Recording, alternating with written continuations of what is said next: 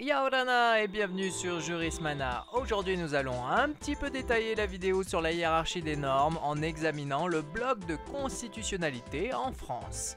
Selon l'actuel premier alinéa du préambule de la Constitution du 4 octobre 1958, le peuple français proclame solennellement son attachement aux droits de l'homme et aux principes de la souveraineté nationale tels qu'ils ont été définis par la Déclaration de 1789, confirmée et complétée par le préambule de la Constitution de 1946, ainsi qu'aux droits et devoirs définis dans la Charte de l'environnement de 2004. Pour simplifier les choses, entre 1958 et 1971, on se posait la question de la valeur du préambule de la Constitution de la Ve République. En tout état de cause, seule la Constitution à proprement parler possédait une valeur constitutionnelle, ce qui paraît logique. Toutefois, par la décision du Conseil constitutionnel du 16 juillet 1971, dite liberté d'association, est reconnue une valeur constitutionnelle au préambule de la Constitution et donc, par un effet boule de neige, à la Déclaration des droits de l'homme et du citoyen de 1789, la DDHC, et au préambule de la Constitution de 1946.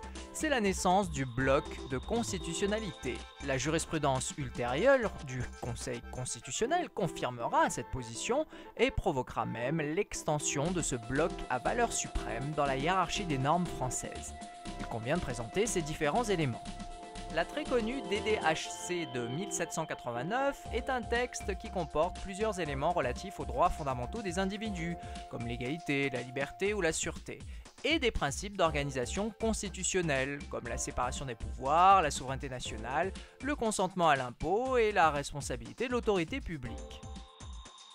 Le préambule de la Constitution du 27 octobre 1946 est un texte comportant des droits économiques et sociaux qualifiés de principes politiques, économiques et sociaux particulièrement nécessaires à notre temps, comme l'égalité entre les sexes, le respect du droit international, la protection de la santé, le droit du travail, la liberté syndicale, le droit de grève, etc.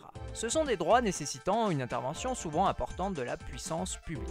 Mais il existe aussi un autre élément que nous allons voir dès maintenant. Ce sont les principes fondamentaux reconnus par les lois de la République, les PFRLR, soit des normes constitutionnelles affirmées explicitement dans les lois des Première, Seconde et Troisième Républiques. Le principe doit effectivement être issu d'une loi d'une république antérieure à 1946, car les PFRLR sont mentionnés dans le préambule de la Constitution de la 4ème République.